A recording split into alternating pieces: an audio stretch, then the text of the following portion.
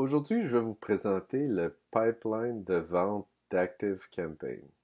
Donc, le pipeline de vente d'ActiveCampaign est disponible dans les forfaits Plus et les forfaits supérieurs et permet de faire un suivi de votre processus de vente ou de n'importe quel processus linéaire. Dans le pipeline de vente d'ActiveCampaign, il y a trois composantes majeures. Donc, tout d'abord, pour accéder au pipeline, on va dans la section Offre de la plateforme et à partir de là, on peut créer un pipeline dans ActiveCampaign. Donc, le pipeline, qui est le tableau vide que vous voyez à l'écran, c'est dans le fond là où vous allez ajouter les étapes de votre processus.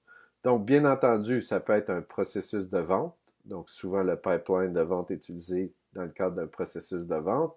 Mais gardez en tête que ça peut être utilisé pour n'importe quel processus linéaire avec plusieurs étapes. Donc, n'importe quel processus qu'une entreprise ou un particulier doit suivre certaines étapes pour aller du point A au point B, on peut utiliser le pipeline d'ActiveCampaign pour avoir une représentation visuelle des étapes du processus, mais aussi, de façon plus importante, où sont rendues les différentes entreprises dans le processus comme tel. Donc, ça nous permet de visualiser les étapes et où sont chacun des joueurs dans les différentes étapes de notre processus. Donc, pour créer un pipeline, comme je disais, il y a trois composantes. Donc, il y a le pipeline qu'on voit à l'écran, donc qui est le tableau. Ensuite, l'autre composante, c'est les étapes. Donc, dans un processus linéaire, il peut y avoir plusieurs étapes que les entreprises, que vos clients potentiels, que vos clients actuels doivent suivre. Bien entendu, il y a le processus de vente et aussi on pourrait ajouter par exemple le processus de livraison de services, un processus de service à la clientèle, un processus de suivi des commandes. Donc, il y a vraiment à ce niveau-là plein de possibilités. Donc, on peut créer plusieurs étapes au sein du CRM d'ActiveCampaign. Et la troisième composante, c'est d'ajouter des offres au pipeline de vente.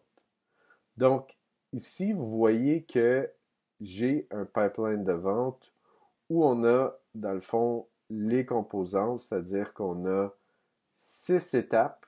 Donc, l'étape à contacter, l'étape en contact, l'étape appel à rencontre confirmée, l'étape prospect qualifié en attente, l'étape doit recevoir un devis et l'étape doit faire suivi sur le devis.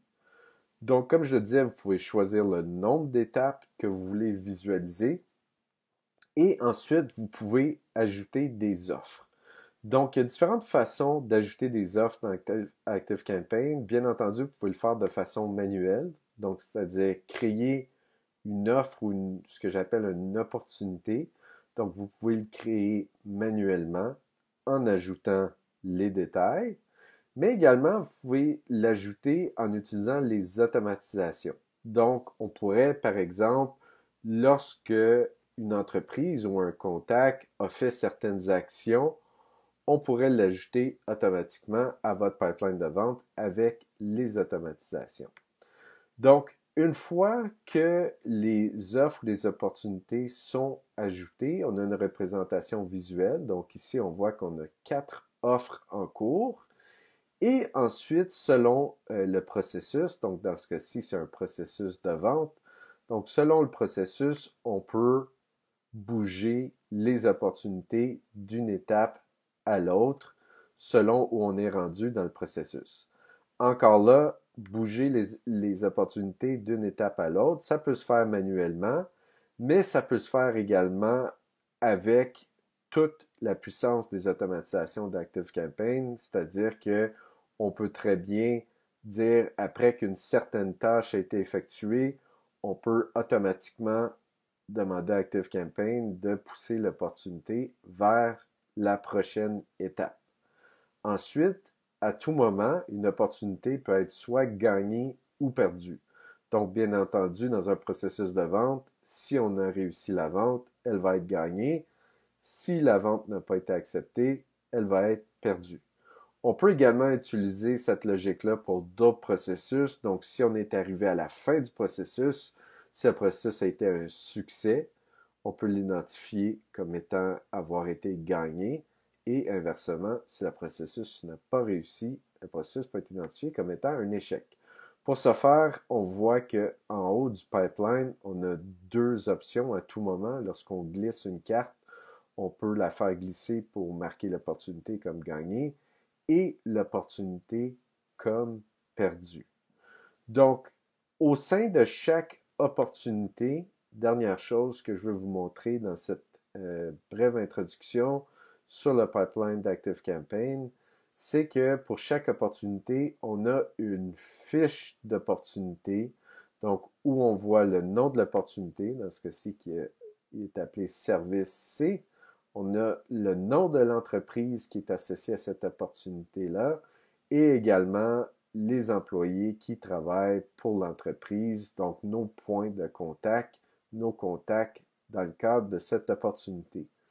Comme les fiches de contact et les fiches d'entreprise, on peut ajouter un nombre infini de champs personnalisés et on peut également ajouter des tâches. On peut voir les courriels qui ont été échangés dans le cadre de cette opportunité. On peut également voir les conversations et on peut ajouter des notes au dossier. Donc, voilà pour un survol rapide du pipeline de vente d'ActiveCampaign. Donc, un pipeline qui est très polyvalent, très flexible, où on peut l'utiliser pour notre processus de vente, mais également pour plusieurs processus internes pour avoir une visualisation des différentes étapes et de la progression des différentes entreprises, des différents clients au sein de nos différents processus.